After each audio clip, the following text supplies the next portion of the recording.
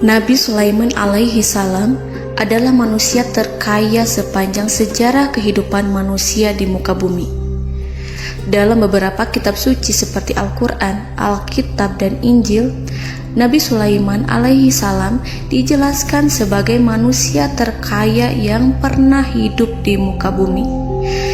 Tidak ada satupun manusia yang bisa mengalahkan total kekayaannya hingga hari kiamat tiba. Para arkeolog telah menemukan situs peninggalan sejarah Islam yang mengungkap total kekayaan Nabi Sulaiman alaihi salam. Erez bin Yosef, seorang profesor sekaligus peneliti, ia menyatakan bahwa 3000 tahun yang lalu Nabi Sulaiman alaihi salam diperkirakan memiliki kekayaan senilai 2,2 triliun US dollar. Dan apabila dikonversikan dengan nilai mata uang dolar hari ini, jika dirupiahkan, maka nilainya setara dengan 32.891.870 triliun rupiah. Profesor itu juga menjelaskan bahwa kekayaan Nabi Sulaiman alaihi salam berasal dari dua sumber, yakni istana kerajaan dan tambang tembaga. Nilai itu berkali-kali lipat lebih banyak dari total kekayaan negara Indonesia yang hanya mencapai 11.454 triliun per 30 Desember 2021. Nabi Sulaiman alaihi salam memiliki beberapa mukjizat. Di antaranya adalah dapat berbicara dengan bahasa binatang. Beliau dapat memerintah mereka untuk melakukan sesuatu.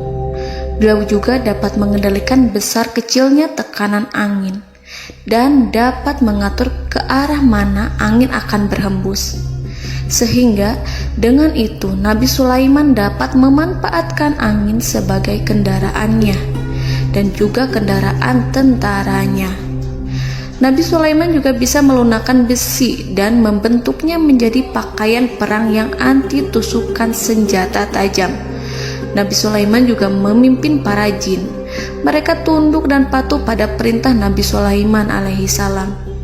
Tidak hanya setan, iblis laknatullah yang merupakan makhluk pembangkang dapat dibuat tunduk bertekuk lutut pada perintah-perintah Nabi Sulaiman. Nabi Sulaiman bisa melakukan teleportasi, yaitu berpindah dari suatu tempat ke tempat yang lain dalam waktu singkat. Peristiwa itu dibuktikan dengan pemindahan singgasana Ratu Balqis atas perintah Nabi Sulaiman. Nabi Sulaiman dikenal sebagai raja yang adil dan bijaksana. Nabi Sulaiman diberkahi kecerdasan yang luar biasa untuk menyatu padukan segenap kekuatan yang Allah berikan kepadanya. Ia mengelola dan membawa kerajaannya menjadi kekuatan raksasa yang tak terkalahkan di masanya dengan segenap kemampuan yang dimilikinya. Tentara Nabi Sulaiman adalah tentara terkuat di bumi tanpa ada yang menandingi. Pertanyaan mendasar yang muncul kali ini adalah dari mana sumber kekayaan dan kekuatan Nabi Sulaiman alaihi salam? Untuk mendapat jawaban dari pertanyaan itu, simak video ini sampai akhir. Sebelum itu, mari bantu channel ini terus berkembang dengan cara subscribe dan nyalakan tanda loncengnya. Berikan komentar yang positif dan berikan like serta share video ini. Bismillahirrahmanirrahim. Sungguh kami benar-benar telah menganugerahkan ilmu kepada Daud dan Sulaiman. Keduanya berkata, segala puji bagi Allah yang melebihkan kami dari kebanyakan hamba-hambanya yang mukmin. Sulaiman telah mewarisi Daud dan dia berkata, wahai manusia, kami telah diajari untuk memahami bahasa burung dan kami dianugerahi segala sesuatu.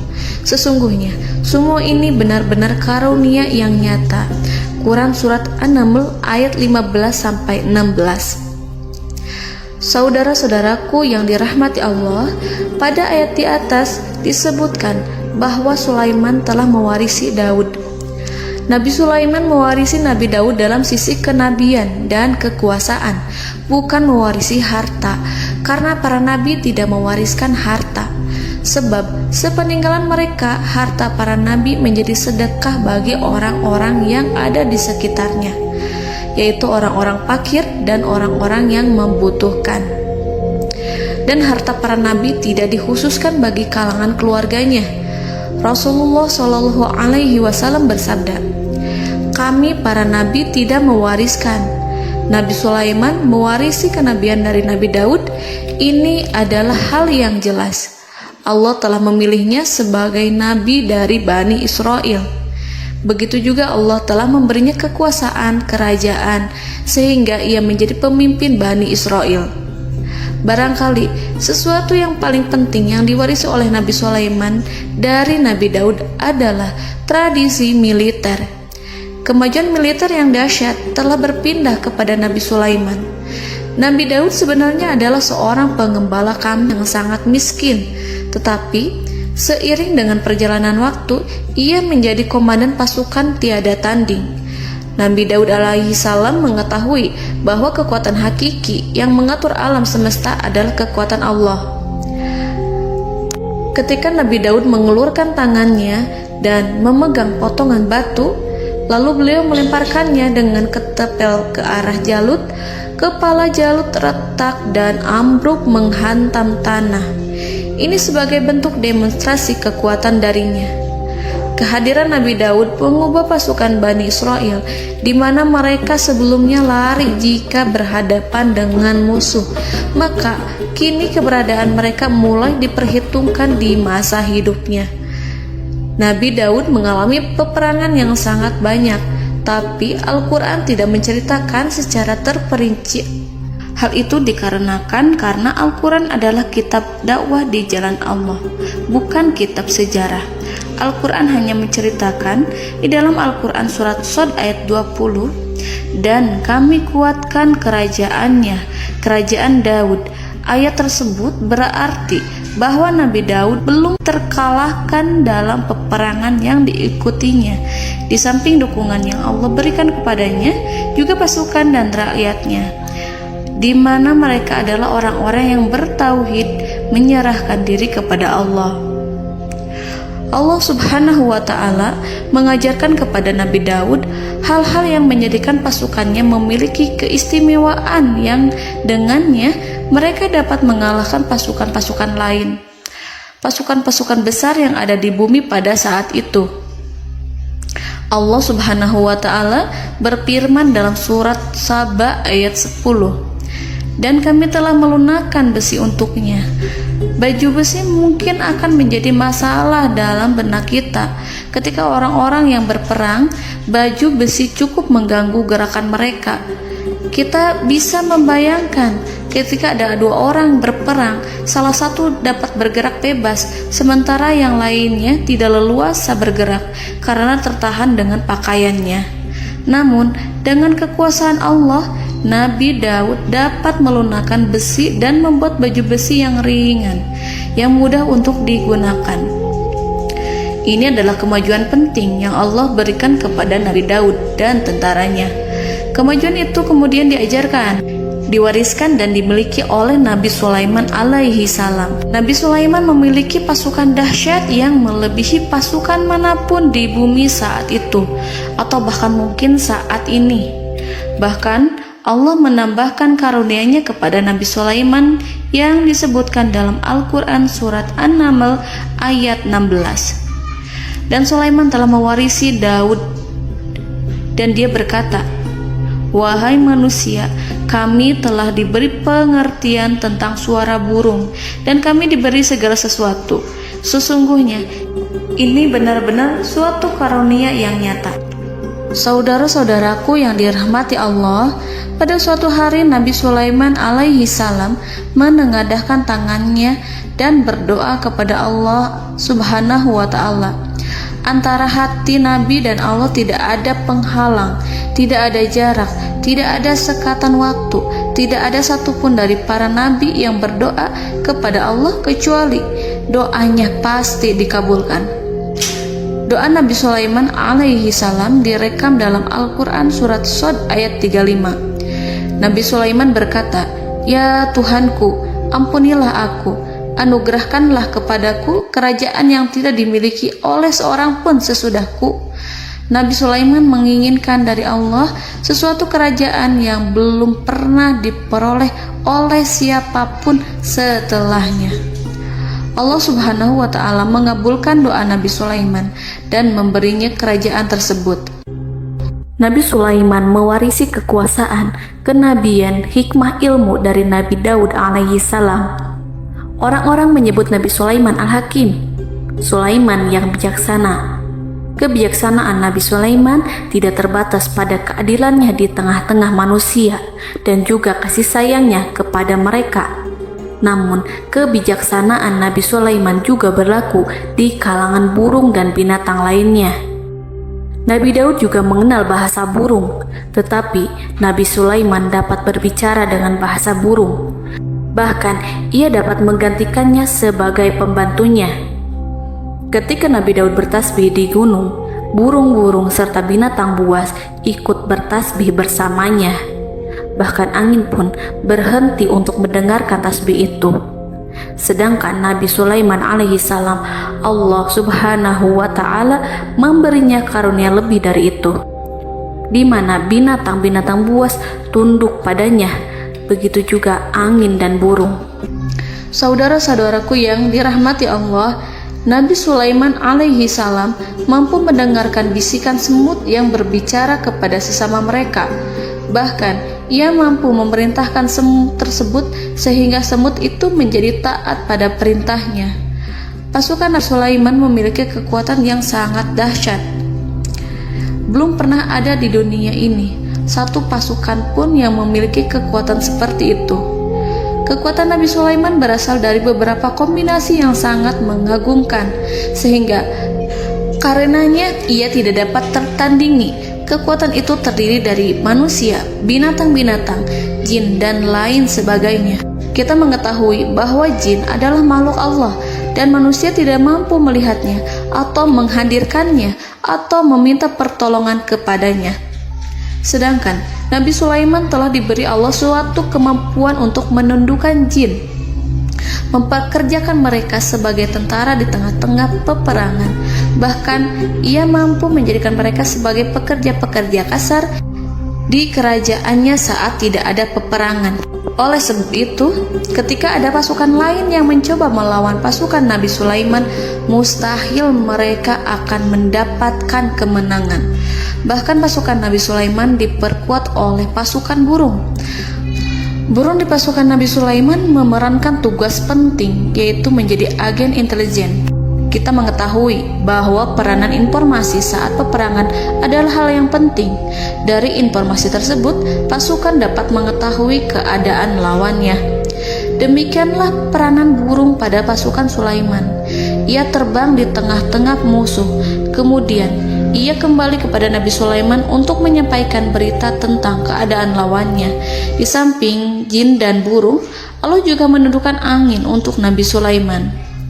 Nabi Sulaiman dapat memerintahkan angin dan ia mampu untuk menaiki angin tersebut. Dalam Al-Quran surat Shad ayat 36-40, Allah Subhanahu wa Ta'ala berfirman, "Kami tundukkan kepada angin yang berhembus dengan baik menurut kemana saja yang dikehendaki Sulaiman. Dan kami tundukkan pula kepadanya setan-setan, semuanya ahli bangunan dan penyelam, dan setan yang lain yang terikat dalam belenggu. Inilah anugerah kami, maka berikanlah kepada orang lain atau tahanlah untuk dirimu tanpa perhitungan, dan sesungguhnya dia mempunyai kedudukan yang dekat pada sisi kami dan tempat kembali yang baik." Saudara-saudaraku yang dirahmati Allah, Allah Subhanahu wa Ta'ala juga memberikan kemampuan yang tak seorang pun dari para nabi mendapatkannya, yaitu kemampuan untuk memerintah setan. Setan adalah salah satu bagian dari jin. Ia adalah kelompok yang celaka dari bangsa jin. Kelompok ini sebenarnya tidak mampu dikuasai oleh manusia. Bahkan jin yang soleh tidak dapat mengatur setan. Adapun Nabi Sulaiman, Allah telah memberinya kekuasaan untuk menundukkan setan dan mempekerjakannya, bahkan mengikatnya dengan rantai serta menghukumnya jika ia menentang pada perintahnya. Setan membangun untuk Sulaiman istana-istana, patung-patung, dan alat-alat perang. Bahkan setan-setan itu menyelam ke dasar lautan untuk mengeluarkan permata dan yakut untuk Sulaiman. Jika di antara setan yang menentang perintahnya, maka Nabi Sulaiman alaihi salam mengikatnya dengan rantai. Ini semua menunjukkan kekayaan Nabi Sulaiman dan kekuasaannya, di mana ia mampu mengatur banyak makhluk di bumi ini. Tentu saja, kemampuan itu semua adalah atas izin dari Allah Subhanahu wa Ta'ala sebagai mukjizat darinya. Allah Subhanahu wa Ta'ala berfirman dalam Al-Quran surat Saba ayat 12, dan sebagian dari jin adalah yang bekerja di hadapannya, di bawah kekuasaannya, dengan izin Tuhannya. Dan siapa yang menyimpang di antara mereka dari perintah kami, maka kami rasakan kepadanya azab neraka yang apinya menyala-nyala. Para jin itu membuat untuk Sulaiman apa yang dikehendakinya, dari gedung-gedung yang tinggi, patung-patung, dan piring-piring yang besarnya seperti kolam, atau periuk yang tetap berada di atas tungku. Saudara-saudaraku yang dirahmati Allah, Nabi Sulaiman yang bijaksana adalah penguasa yang tak tertandingi di muka bumi. Meskipun memperoleh nikmat-nikmat khusus yang agung itu yang Allah berikan kepada Sulaiman, beliau tetap menunjukkan dirinya sebagai manusia yang paling banyak berzikir kepada Allah dan manusia yang paling banyak bersyukur di zamannya. Saudara-saudaraku yang dirahmati Allah, sebagaimana Allah Subhanahu wa Ta'ala memberikan nikmat kepada ayahnya Nabi Daud alaihi salam, di mana ia mampu melunakkan besi, dan Allah mengajarinya bagaimana cara mencairkan besi, maka Nabi Sulaiman alaihi salam dapat memanfaatkan tembaga yang cair untuk peperangan. Dan juga di saat perdamaian, pada saat peperangan, beliau mencampur tembaga dengan besi dan menjadikannya perunggu. Mereka menggunakan senjata-senjata perunggu dalam peperangan seperti pedang, baju besi, dan juga pisau. Senjata-senjata ini adalah senjata yang paling kuat pada saat itu. Sedangkan di saat damai, tembaga digunakan untuk membuat bangunan, perhiasan, dan sebagainya. Meskipun Nabi Sulaiman mendapatkan nikmat yang besar dan karunia yang khusus, Allah Subhanahu wa Ta'ala mengujinya dengan suatu ujian yang dahsyat. Ujian yang akan selalu datang kepada seorang hamba yang soleh. Ketika hamba itu mendapatkan kedudukan besar, maka ujiannya pun menjadi besar. Allah Subhanahu wa Ta'ala menguji Nabi Sulaiman dengan penyakit. Diceritakan oleh Fahru Roji, Nabi Sulaiman diuji dengan suatu penyakit yang keras, di mana kedokteran saat itu tidak dapat dan tidak mampu mengatasinya. Sakitnya Nabi Sulaiman sangat keras sehingga para dokter dari kalangan manusia ataupun jin tidak mampu menghilangkan penyakit itu. Lalu burung-burung menghadirkan rumput-rumput yang dianggapnya sebagai obat, tetapi Nabi Sulaiman tak kunjung sembuh. Semakin hari penyakit Nabi Sulaiman semakin menjadi-jadi, sehingga ketika Nabi Sulaiman duduk di atas kursi, ia duduk bagaikan tubuh tanpa roh. Seakan-akan ia mati karena saking keras penyakit yang dideritanya. Sakit yang diderita oleh Nabi Sulaiman alaihi salam berlangsung sangat lama. Namun Nabi Sulaiman tidak henti-hentinya berzikir kepada Allah dan meminta kesembuhan kepadanya, serta selalu beristighfar dan mengungkapkan rasa cinta kepadanya. Selesailah ujian Allah terhadap hambanya Nabi Sulaiman. Beliau pun sembuh. Nabi Sulaiman merasakan kembali kesehatannya setelah ia mengetahui segala kejayaan dan segala kekuasaan serta segala kebesarannya tidak lagi mampu menghilangkan penyakit yang dideritanya kecuali jika Allah menghendaki. Saudara-saudaraku yang dirahmati Allah, Nabi Sulaiman telah membangun tempat ibadah, tempat sujud, sehingga manusia menyembah Allah di dalamnya. Orang-orang yang membangunnya berjumlah puluhan ribu orang. Tentu setiap kelompok dari mereka memiliki pekerjaan masing-masing. Di antara mereka ada yang mencairkan tembaga, di antara mereka ada yang tukang pahat, ada yang tukang ukir, ada yang membelah batu, ada yang memotong kayu, ada yang mendatangkan rumput-rumput dari Libanon, ada yang mendatangkan emas dan menjadikannya lempengan-lempengan yang mengkilat untuk menutupi kayu, serta untuk melapisi dinding-dinding. Bahkan golongan jin pun membantu membangun tempat tersebut, tentu dengan perintah dan bimbingan Nabi Sulaiman. Mereka membuat patung-patung yang besar, membuat bejana yang besar untuk tempat makan para tentara dan pekerja, yaitu bejana seperti gunung. Karena saking berat dan besarnya, mereka juga membuat tempat-tempat minum yang besarnya seperti kolam. Nabi Sulaiman mengawasi para pekerjanya dan juga mengurusi masyarakatnya, di mana beliau mengenali problem mereka dan berusaha memecahkannya. Beliau juga mengawasi pasukan dari kalangan binatang dan burung.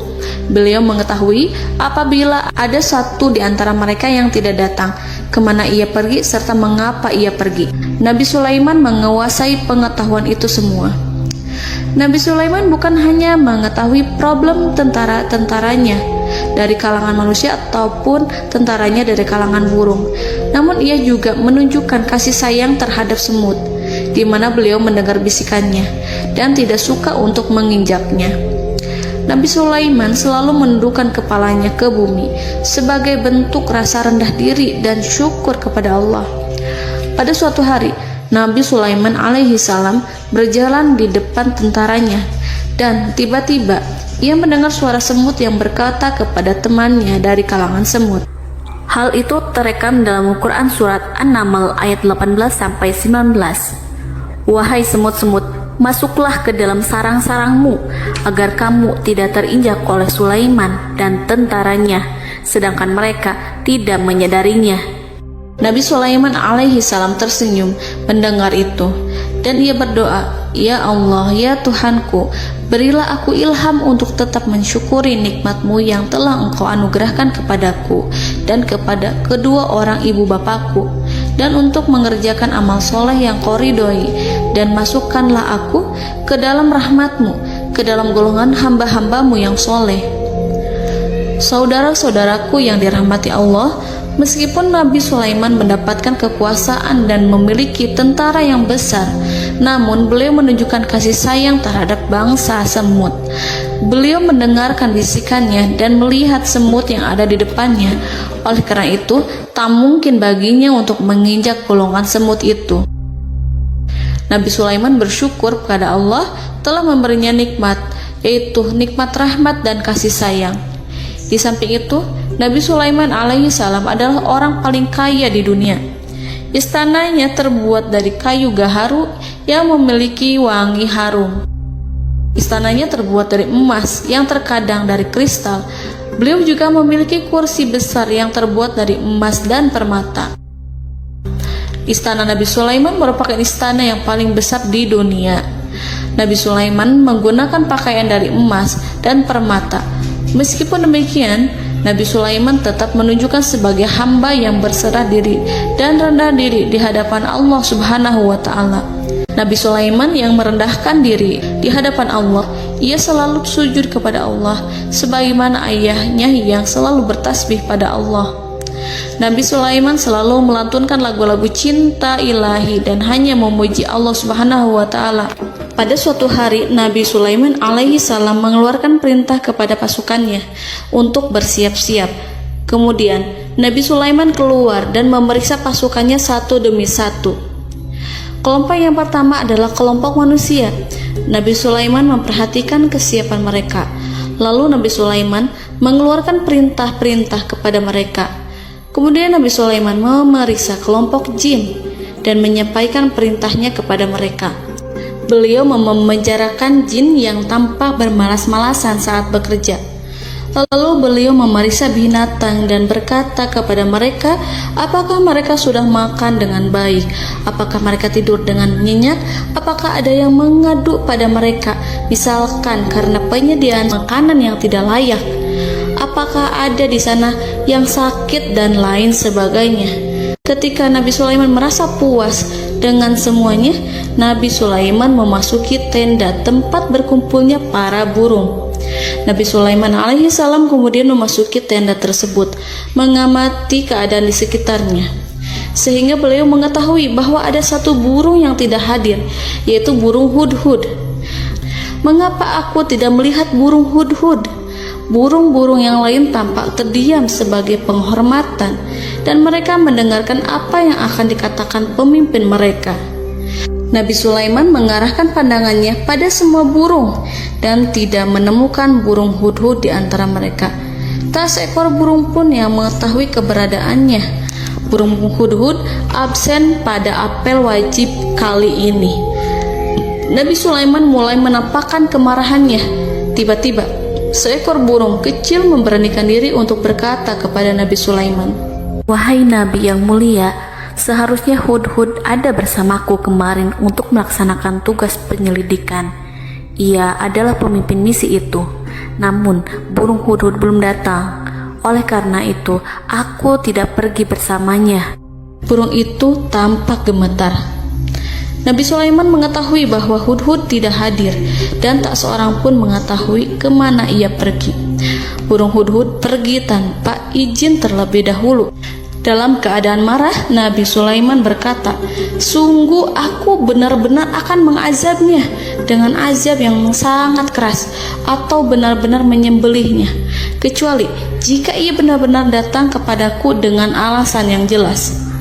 Kawanan burung-burung mengetahui bahwa Nabi Sulaiman sedang marah dan telah menetapkan untuk menyiksa burung hudhud atau menyembelihnya atau justru memaafkannya dengan syarat ia datang dengan membawa alasan yang dapat menyelamatkannya, atau dengan kata lain, burung hudhud dapat memastikan bahwa ia melaksanakan tugas yang penting. Nabi Sulaiman menunjukkan kemarahan yang besar sehingga siapapun akan merasa takut kepada Nabi Sulaiman yang marah. Nabi Sulaiman kemudian pergi dari tempat burung tersebut. Nabi Sulaiman masih memikirkan keadaan burung hudhud. Seharusnya burung hudhud menjadi bagian penting dari badan intelijen.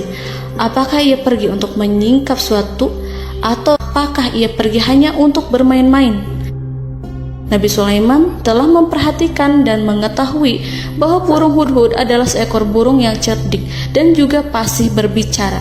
Terkadang Nabi Sulaiman mendapati burung hudhud sedang bermain-main dan menunda-nunda pekerjaannya. Namun ketika Nabi Sulaiman melihatnya, burung hudhud memahami bahwa perbuatannya tidak benar. Oleh karena itu, ia tidak boleh menyampur adukan antara waktu serius dan waktu bermain. Tidak lama setelah itu, burung hudhud tiba di tempat para burung.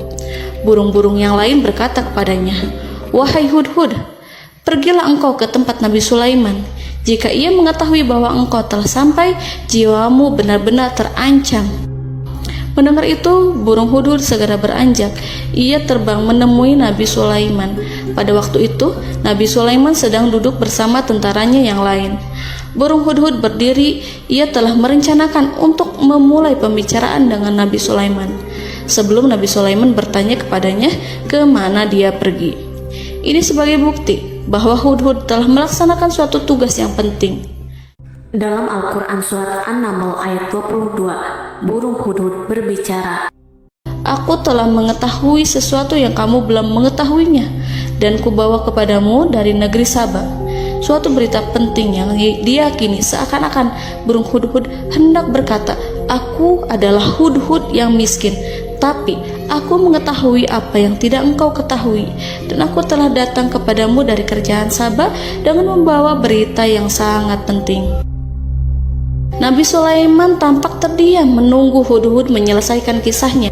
Dalam surat An-Naml ayat 23-24, burung hudhud berkata, "Sesungguhnya aku menjumpai seorang wanita yang memerintah mereka. Dia dianugerahi segala sesuatu serta mempunyai singgasana yang besar. Aku mendapati dia dan kaumnya menyembah matahari selain Allah. Dan setan-setan telah menjadikan mereka memandang indah perbuatan-perbuatan mereka, lalu menghalangi mereka dari jalan Allah, sehingga mereka tidak mendapat petunjuk." Burung hudhud diam. Nabi Sulaiman merasa bahwa hudhud menunjukkan kepasihan lisannya. Nabi Sulaiman berkata dalam Quran Surat An-Naml ayat 27, sambil menunjukkan senyum manisnya. Nabi Sulaiman berkata, "Akan kami lihat apakah kamu benar, wahai Hudhud, ataukah kamu termasuk orang-orang yang berdusta." Seakan-akan burung Hudhud ingin mengatakan, "Aku tidak berbohong, wahai Nabi yang mulia." Namun diamnya Sulaiman membuat takut sehingga burung Hudhud terdiam. Nabi Sulaiman terdiam karena berpikir, lalu ia memutuskan sesuatu setelah itu. Beliau melihat kepada lainnya dan meminta secari kertas. Nabi Sulaiman menulis surat singkat dan menyerahkannya kepada Hudhud serta memerintahkan kepadanya seperti yang dikatakan dalam Quran surat An-Naml ayat 28. "Pergilah dengan membawa suratku ini, lalu jatuhkanlah kepada mereka, kemudian berpalinglah dari mereka, lalu perhatikanlah apa yang mereka bicarakan." Al-Quranul Karim hanya menceritakan dalam Quran surat An-Naml bagaimana perginya Hudhud dan bagaimana ia menyerahkan surat itu. Lalu Al-Quran langsung menyebut keadaan kerajaan Balqis yang saat itu sedang membaca surat di depan para pembesar kerajaan dan para menterinya. Dalam Al-Quran surat An-Naml ayat 29-31 berkatalah Balqis, "Wahai pembesar-pembesar, sesungguhnya telah dijatuhkan kepadaku sebuah surat yang mulia. Sesungguhnya surat ini dari Sulaiman, dan sesungguhnya isinya dengan menyebut nama Allah yang Maha Pengasih lagi Maha Penyayang, bahwa janganlah kalian berlaku sombong terhadapku, dan datanglah kepadaku sebagai orang yang berserah diri." Saudara-saudaraku yang dirahmati Allah, dalam surat tersebut Nabi Sulaiman menyebutkan supaya mereka menyerahkan diri dan tunduk kepada perintah Nabi Sulaiman. Nabi Sulaiman memerintahkan agar mereka meninggalkan penyembahan terhadap matahari. Nabi Sulaiman tidak mempersoalkan akidah mereka dan tidak memuaskan mereka dengan apapun. Nabi Sulaiman hanya memerintahkan bahwa ia berada di atas kebenaran. Bukankah ia didukung kekuatan yang berlandaskan keyakinan yang dimilikinya? Nabi Sulaiman hanya memerintahkan mereka agar tunduk dan patuh kepadanya. Ratu Sabak menyampaikan surat tersebut di tengah-tengah kaumnya. Dalam Quran surat An-Naml ayat 32 dijelaskan, "Dan berkatalah Balqis, wahai para pembesar, berilah aku pertimbangan dalam urusanku ini. Aku tidak pernah memutuskan sesuatu persoalan sebelum kamu berada dalam majelisku." Saudara-saudaraku yang dirahmati Allah, para pembesar istana Balqis menentang surat tersebut. Isi surat itu membangkitkan kesombongan kaum Sabak, di mana mereka merasa lebih kuat. Mereka mengetahui bahwa di sana ada seorang yang mencoba menentang mereka dan mengisyaratkan peperangan kepada mereka. Lalu ia meminta kepada mereka untuk memenuhi syarat-syaratnya sebelum terjadinya peperangan dan kekalahan. Dalam surat An-Naml ayat 33, mereka menjawab, "Kita adalah orang-orang yang memiliki kekuatan dan juga memiliki keberanian yang sangat besar dalam peperangan. Dan keputusan berada di tanganmu, wahai rajaku. Maka pertimbangkanlah apa yang akan kamu perintahkan." Saudara-saudaraku yang dirahmati Allah, para pembesar kaum Sabak seakan ingin berkata, "Kita siap untuk melaksanakan perang." Tampaknya ratu itu memiliki kebijakan yang lebih baik dari pembesar kaumnya. Surat Sulaiman itu membuatnya berpikir lebih jernih dan lebih berhati-hati. Ia berusaha sebisa mungkin menghindari peperangan. Ratu itu berpikir dalam tempo yang lama. Nama Sulaiman tidak diketahuinya dan ia pun belum pernah mendengarnya. Oleh karena itu, Ratu kaum Sabak tidak mampu mengetahui dan mendeteksi seberapa besar kekuatan Nabi Sulaiman. Boleh jadi Nabi Sulaiman memiliki kekuatan yang dahsyat, sehingga ia mampu memerangi kekuasaannya dan mengalahkannya. Kemudian Ratu memperhatikan apa yang ada di sekelilingnya. Ia melihat kemajuan masyarakatnya dan juga kekayaannya. Barangkali ia mengira bahwa Nabi Sulaiman iri terhadap kemajuan dan kekayaannya itu, sehingga Nabi Sulaiman ingin menyerangnya. Setelah mempertimbangkan isi surat Nabi Sulaiman dengan cermat, Ratu Sabak memilih untuk tidak bersikap ceroboh dan bodoh. Ratu lebih suka untuk menggunakan bahasa kelembutan. Ia mengirim kepada Nabi Sulaiman suatu hadiah yang besar.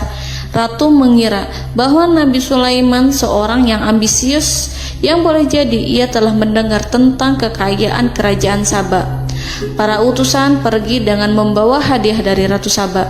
Ratu berharap agar mereka dapat memasuki kerajaan Nabi Sulaiman dan akan mengetahui kondisi kerajaannya. Saat mereka pulang, Ratu ingin mendengar secara langsung dari mereka tentang bagaimana keadaan kaum Nabi Sulaiman dan pasukannya. Setelah mendapatkan informasi yang cukup, maka Ratu Balkis dapat membuat sesuatu keputusan yang tepat.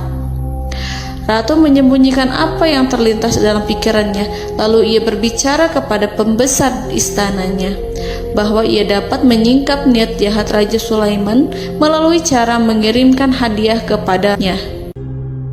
Ratu lebih memilih cara tersebut dan menunggu reaksi dari Nabi Sulaiman. Ratu berhasil memuaskan para pembesar istana, dan untuk sementara ia menghilangkan ide untuk berperang. Karena para raja jika menyerang suatu desa, maka pemimpin desa tersebut adalah orang yang paling banyak mendapatkan kehinaan. Akhirnya, para pembesar kaumnya merasa puas dengan pikiran Ratu Balkis. Saudara-saudaraku yang dirahmati Allah, dalam surat An-Naml ayat 34-35 dijelaskan, Ratu Balkis berkata, "Sesungguhnya raja-raja apabila memasuki suatu negeri, niscaya mereka akan membinasakannya dan menjadikan penduduknya yang mulia menjadi hina. Dan demikian pula lah yang akan mereka perbuat. Dan sesungguhnya aku akan mengirim utusan kepada mereka dengan membawa hadiah, dan aku akan menunggu apa yang akan dibawa kembali oleh utusan itu." Kemudian sampailah hadiah dari Ratu Balkis kepada Nabi Sulaiman. Para intelijen Nabi Sulaiman memberitahunya bahwa utusan Balkis datang dengan membawa hadiah. Nabi Sulaiman langsung mengetahui bahwa Ratu Balkis itu sengaja mengirim orang-orangnya untuk mengetahui atau untuk mendapatkan informasi tentang kekuatannya. Lalu setelah itu ia akan mengambil keputusan atau mengambil sikap kepada kerajaan Sulaiman. Nabi Sulaiman segera memanggil semua pasukannya untuk berkumpul. Utusan Balkis segera memasuki istana Nabi yang dipenuhi dengan pasukan yang besar bersenjata.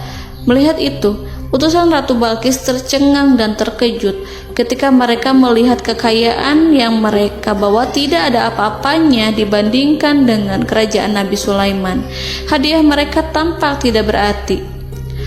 Emas yang mereka bawa tampak tidak memiliki makna saat mereka memasuki istana Nabi Sulaiman yang terbuat dari kayu-kayu pohon gaharu yang mengeluarkan bau yang harum serta dihiasi dengan emas permata. Para utusan Ratu Balkis berdiri bersama Nabi Sulaiman dan menyaksikan bagaimana Nabi Sulaiman mengendalikan pasukannya. Kemudian mereka mulai berpikir tentang kekuatan dan kualitas pasukan Nabi Sulaiman. Betapa kagetnya mereka ketika melihat di tengah-tengah pasukan itu terdapat singa, burung, dan tentara dari kalangan manusia yang mampu terbang. Mereka pun sadar bahwa mereka di hadapan pasukan yang tiada tandingannya. Selesailah demonstrasi pasukan Nabi Sulaiman. Kemudian para utusan ratu dipersilahkan maju ke tempat hidangan makanan. Para utusan itu sangat terkejut ketika melihat berbagai macam makanan dari penjuru dunia ada di depannya. Dan di antara makanan itu terdapat pula makanan yang biasa ditemukan di negeri mereka. Tetapi mereka melihat bahwa makanan itu memiliki rasa yang lebih istimewa. Selain itu, piring-piring yang ada di depan mereka terbuat dari emas, dan mereka dilayani oleh laki-laki yang berhias dengan emas. Di meja makan itu terdapat burung, ikan laut, dan berbagai macam daging yang mereka tidak mampu lagi membedakan daging apa itu. Nabi Sulaiman tidak makan bersama mereka, tapi beliau makan dengan menggunakan piring yang terbuat dari kayu. Beliau memakan roti yang kering yang dicampur dengan minyak. Inilah makanan yang dipilih Nabi Sulaiman. Makan bersama mereka dalam keadaan diam, mereka merasa kehadiran Nabi Sulaiman menciptakan suatu wibawa yang luar biasa. Selesai perjamuan itu, lalu dengan sangat malu mereka menyerahkan hadiah dari Ratu Balkis kepada Nabi Sulaiman. Hadiah itu berupa emas yang bagi mereka hadiah itu sangat bernilai tinggi. Tapi di sini hadiah itu tampak kecil di hadapan kekayaan Nabi Sulaiman yang sangat mengagumkan. Nabi Sulaiman memperhatikan hadiah dari Ratu Balkis itu dan berkata dalam Quran surat An-Naml ayat 36, "Maka apa yang diberikan Allah kepadaku lebih baik daripada apa yang diberikannya kepadamu, tetapi kamu merasa bangga dengan hadiahmu." Saudara-saudaraku, Raja Sulaiman menyingkap dengan kata-katanya yang singkat itu penolakannya terhadap hadiah mereka. Ia memberitahu utusan itu bahwa ia tidak menerima hadiah tersebut.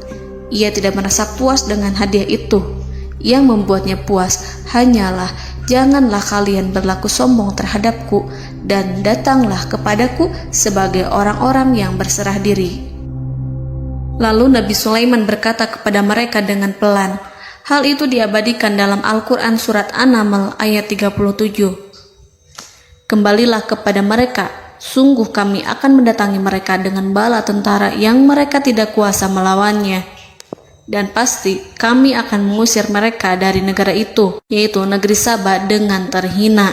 Dan mereka akan menjadi tawanan-tawanan yang hina." Saudara-saudaraku yang dirahmati Allah, Nabi Sulaiman kemudian meninggalkan para utusan ratu setelah terlebih dahulu mengancam mereka.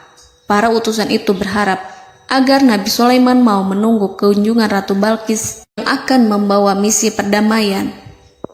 Akhirnya, sampailah para utusan Ratu Balkis ke negeri Saba. Mereka segera menuju istana sang ratu. Mereka memberitahu bahwa negeri mereka ada di ujung tanduk. Mereka menceritakan kepada ratu tentang kekuatan Nabi Sulaiman dan tidak mungkin bagi mereka mampu melawannya. Mereka meyakinkan Ratu Balkis bahwa ia harus mengunjunginya dan melihat sendiri bagaimana kebesaran kerajaan Nabi Sulaiman. Kemudian Ratu Balkis menyiapkan dirinya untuk pergi menuju kerajaan Nabi Sulaiman. Nabi Sulaiman duduk di kursi kerajaan di tengah-tengah para pembesarnya dan para menterinya, serta para komandan pasukannya. Beliau berpikir tentang sosok Balkis.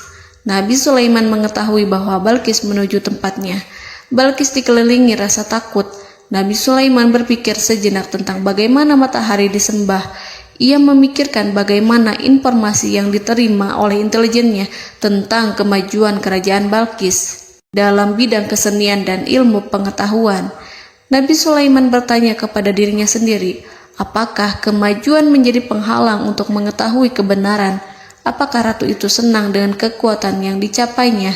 Dan ia membayangkan bahwa kekuatannya adalah segalanya. Dengan kemajuan yang dimilikinya, Nabi Sulaiman ingin membuat kejutan agar ratu mengetahui bahwa Islam yang diyakini oleh Nabi Sulaiman adalah satu-satunya yang mampu mendatangkan kemajuan dan kekuatan yang hakiki, sehingga ia dapat membandingkan antara keyakinannya dalam menyembah matahari beserta kemajuan yang dicapainya dengan keyakinan Nabi Sulaiman beserta kemajuan yang diraihnya. Saudara-saudaraku yang dirahmati Allah, para mata-mata Nabi Sulaiman telah memberitahunya bahwa hal yang sangat disegani dan dikagumi oleh kaum Balkis adalah kerajaan Saba, yaitu singgasana Ratu Balkis. Singgasana itu terbuat dari emas dan batu delima. Singgasana tersebut dijaga oleh penjaga yang sangat disiplin, di mana mereka tidak pernah lalai sedikit pun. Oleh karena itu, sangat tepat apabila Nabi Sulaiman menghadirkan singgasananya di sini, di kerajaannya, sehingga ketika ratu tiba, maka ia dapat duduk di atasnya. Nabi Sulaiman ingin membuat kejutan kepadanya dan menunjukkan bahwa kemampuannya tersebut yang berlandaskan pada keislaman. Nabi Sulaiman melakukan yang demikian itu dengan harapan agar si ratu tunduk kepadanya. Ide itu terlintas dalam diri Nabi Sulaiman. Lalu ia mengangkat kepalanya dan menoleh kepada anak buahnya. Hal itu diabadikan dalam Quran surat An-Naml ayat 38. Wahai para pembesar, Siapakah di antara kamu sekalian yang sanggup membawa singgasananya kepadaku sebelum mereka datang kepadaku sebagai orang-orang yang berserah diri? Saudara-saudaraku, perhatikanlah ungkapan pikiran Nabi Sulaiman tersebut. Semua pemikirannya berkisar tentang keislaman para penyembah matahari, tentang bagaimana beliau dapat memberikan petunjuk kepada mereka di jalan Allah. Yang pertama menjawab pertanyaan Nabi Sulaiman adalah jin Ifrit. Dalam Quran Surat An-Naml ayat 39, berkatalah Ifrit yang cerdik dari golongan jin, "Aku akan datang kepadamu dengan membawa singgasana itu sebelum kamu berdiri dari tempat dudukmu. Sesungguhnya aku benar-benar kuat untuk membawanya, lagi dapat dipercaya."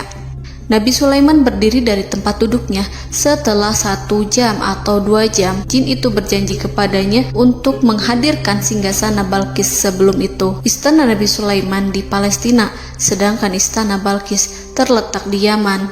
Antara singgasana tersebut dengan singgasana Nabi Sulaiman berjarak lebih dari ribuan mil. Barangkali pesawat yang cepat sekalipun yang kita kenal hari ini tidak akan mampu membawa dan mendatangkan istana itu dalam waktu 1 jam. Tetapi masalahnya di sini, berhubung dengan kekuatan jin yang serba misterius, Nabi Sulaiman tidak mengomentari sedikit pun terhadap apa yang dikatakan oleh Ifrit. Nabi Sulaiman tampak menunggu tanggapan lain yang mampu menghadirkan singgasana Balkis yang lebih cepat dari jin Ifrit. Nabi Sulaiman menoleh kepada seorang yang di sana, yang duduk di atas naungan. Hal itu diceritakan dalam Al-Quran Surat An-Naml ayat 40. Berkatalah seseorang yang mempunyai ilmu dari Alkitab, "Aku akan membawa singgasana itu kepadamu sebelum matamu berkedip." Maka tatkala Sulaiman melihat singgasana itu terletak di hadapannya, ia pun berkata, "Ini termasuk karunia Tuhanku untuk menguji aku. Apakah aku akan bersyukur atau mengingkari nikmatnya? Dan barang siapa yang bersyukur, maka sesungguhnya dia bersyukur untuk kebaikan dirinya sendiri. Dan barang siapa yang ingkar, maka sesungguhnya Tuhanku Maha Kaya lagi Maha Mulia." Saudara-saudaraku, belum lama seseorang yang mempunyai ilmu dari Alkitab menyatakan kalimatnya, sehingga singgasana itu tiba-tiba ada di depan Nabi Sulaiman, yang mampu menghadirkan singgasana itu lebih cepat dari kedipan mata. Al-Quranul Karim tidak menyingkap kepribadian seseorang yang menghadirkan singgasana itu. Al-Quran hanya menggarisi bahwa orang itu mempunyai ilmu dari Alkitab. Al-Quran tidak menjelaskan kepada kita apakah ia seorang malaikat, ataukah manusia, ataukah jin. Al-Quran sengaja tidak menyingkap hakikat kitab yang dimaksud. Saudara-saudaraku yang dirahmati Allah, setelah melihat singgasana itu, Nabi Sulaiman bersyukur kepada Allah. Ia mulai memperhatikan singgasana sang ratu. Singgasana tersebut merupakan simbol pembangunan dan juga kemajuan, tetapi nampaknya ia hanya sesuatu yang biasa saja jika dibandingkan dengan kekuasaan dan kebesaran ciptaan yang dibuat oleh manusia dan jin di kalangan istana Nabi Sulaiman. Nabi Sulaiman memikirkan dalam tempo yang sangat lama singgasana Ratu Balkis itu. Kemudian beliau memerintahkan agar singgasana itu diperbaiki, sehingga saat Ratu Balkis datang, dia akan mengujinya. Apakah Ratu Balkis dapat mengenali singgasananya ataukah tidak? Dalam Al-Quran Surat An-Naml ayat 41, Nabi Sulaiman berkata, "Ubahlah baginya singgasananya, maka kita akan melihat apakah dia mengenal ataukah dia termasuk orang-orang yang tidak mengenalnya." Saudara-saudaraku yang dirahmati Allah, Nabi Sulaiman memerintahkan agar dibangun istana yang akan digunakan untuk menyambut Ratu Balkis. Nabi Sulaiman memilih tempat di laut, dan ia memerintahkan agar dibangun suatu istana di mana sebagian besarnya terdiri dari air laut. Nabi Sulaiman memerintahkan agar lantainya itu terbuat dari kaca yang tebal dan kuat, sehingga orang-orang yang berjalan di atas istana itu akan dapat melihat di bawahnya ada ikan-ikan berwarna-warni yang berenang-renang. Dan mereka akan melihat rumput-rumput laut yang bergerak-gerak. Akhirnya, selesailah pembangunan istana itu. Saking bersihnya kaca lantainya, sehingga tampak di sana tidak ada kaca. burung hudhud memberitahu Nabi Sulaiman bahwa Balkis telah sampai dekat kerajaannya. Kemudian Ratu Balkis datang. Al-Quran tidak menyebutkan keadaan Nabi Sulaiman saat menyambut Balkis, namun Al-Quran menunjukkan dua sikap Ratu Balkis. Yang pertama, bagaimana sikap Balkis ketika pertama kali melihat singgasananya yang datang mendahuluinya, padahal ia telah meninggalkan pengawalannya untuk tetap setia menjaga singgasananya itu. Keadaan kedua adalah keadaan di depan istana yang dibangun untuk penyambutan Balkis. Istana itu penuh dengan permata yang berenang-renang di bawahnya ikan-ikan. Dalam Quran Surat An-Naml ayat 42 dijelaskan, dan ketika Balkis datang, ditanyakanlah kepadanya, serupa inikah singgasanamu? Balkis menjawab, seakan-akan singgasana ini adalah singgasanaku. Kami telah diberi pengetahuan sebelumnya, dan kami adalah orang-orang yang berserah diri. Saudara-saudaraku, pada dialek di atas, Balkis melihat singgasananya dan ia tercengang saat mengetahui bahwa itu adalah singgasana miliknya. Namun kemudian ia mulai ragu karena melihat tidak sepenuhnya itu singgasana miliknya. Jika itu benar-benar miliknya, lalu bagaimana ia datang mendahuluinya? Dan bila bukan singgasananya, maka bagaimana Sulaiman dapat meniru sepersis dan seteliti itu? Padahal Sulaiman tidak pernah sekalipun ke kerajaannya. Nabi Sulaiman berkata saat melihat Balkis mengamati singgasananya, apakah ini singgasanamu? Balkis terlihat sangat kebingungan, namun setelah itu ia menjawab, sepertinya benar. Nabi Sulaiman berkata, kami telah diberi ilmu sebelumnya dan kami sebagai orang-orang muslim. Saudaraku yang dirahmati Allah, melalui pertanyaan Nabi Sulaiman ingin mengisyaratkan kepada Balkis agar ia membandingkan antara keyakinannya beserta ilmu yang dicapainya dengan keyakinan Nabi Sulaiman yang muslim beserta pengetahuan yang telah diraihnya. Penyembahan terhadap matahari dan pencapaian ilmu yang dicapai oleh Ratu Balkis tanpa tidak ada apa-apanya dibandingkan dengan ilmu Nabi Sulaiman dan keislaman. Nabi Sulaiman telah mendahuluinya dalam bidang ilmu karena keislamannya. Karena itu, sangat mudah baginya untuk mengungguli Balkis dalam ilmu-ilmu yang lainnya. Demikianlah yang disyaratkan dalam pertanyaan Nabi Sulaiman kepada Ratu Balkis. Ratu Saba itu mengetahui bahwa ini adalah singgasananya, di mana singgasana itu datang lebih dahulu daripada dirinya. Beberapa bagian darinya telah diubah saat Balkis masih di perjalanan menuju ke tempat Nabi Sulaiman. Ia berpikir kemampuan apa yang dimiliki Nabi Sulaiman.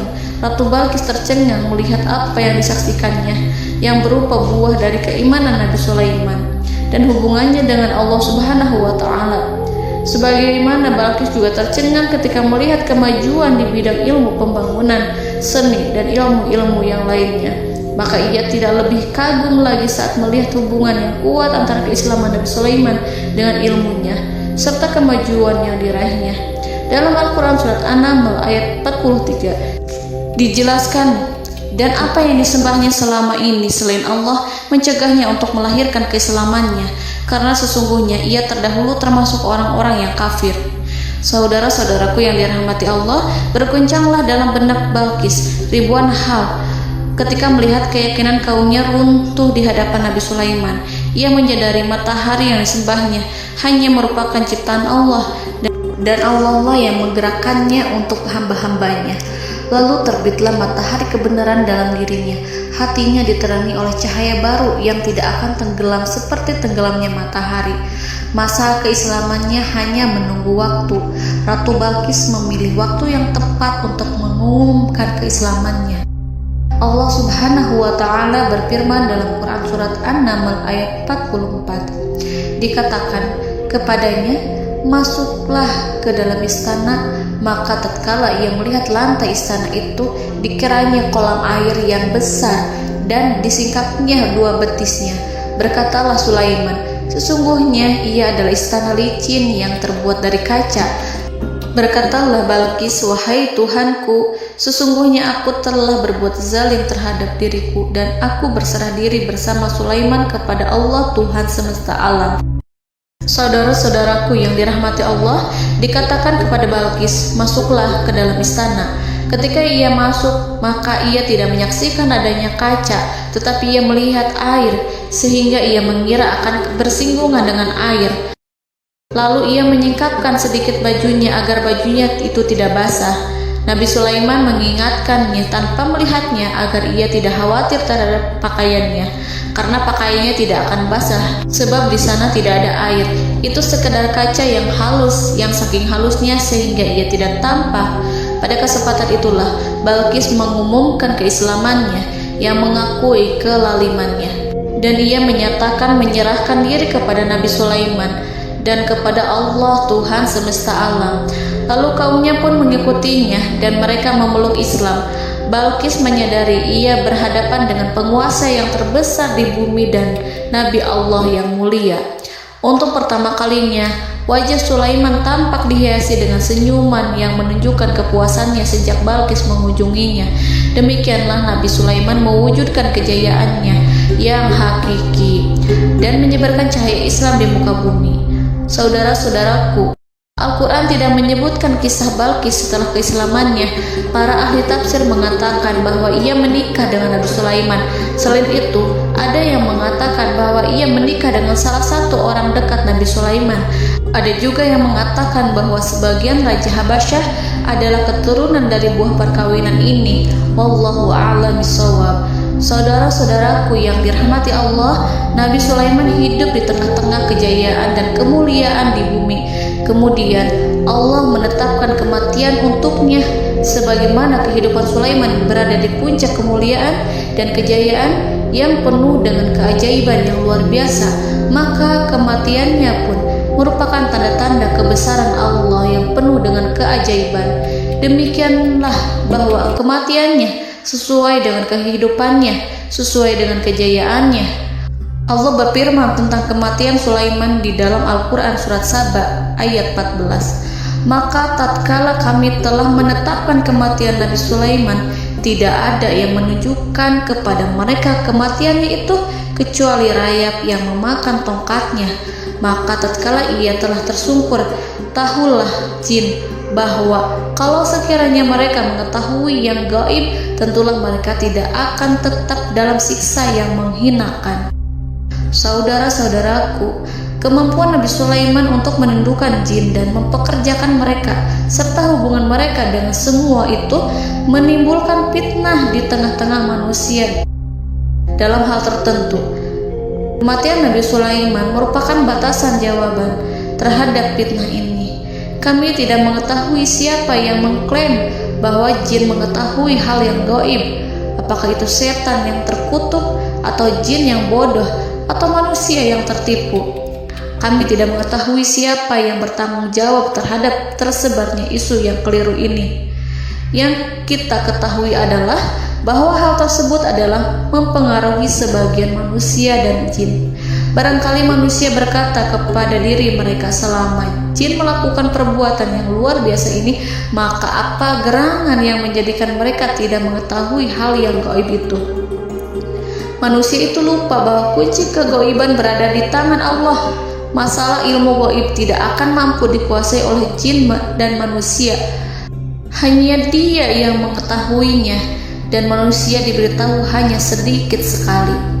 Saudara-saudaraku yang dirahmati Allah, seakan-akan Allah telah merencanakan bahwa kematian Sulaiman bertujuan untuk menghancurkan pemikiran itu, yaitu pemikiran bahwa jin mengetahui hal-hal yang gaib. Jin bekerja untuk Nabi Sulaiman selama beliau hidup, dan tatkala beliau meninggal, maka tugas mereka menjadi bebas. Nabi Sulaiman meninggal tanpa diketahui oleh jin, sehingga mereka tetap bekerja untuk mereka, tetap mengabdi kepada Sulaiman. Seandainya mereka mengetahui hal yang gaib, niscaya mereka tidak akan meneruskan pekerjaan mereka. Saudara-saudaraku, pada suatu hari Nabi Sulaiman memasuki mihrabnya untuk itikaf ibadah dan beribadah kepada Allah.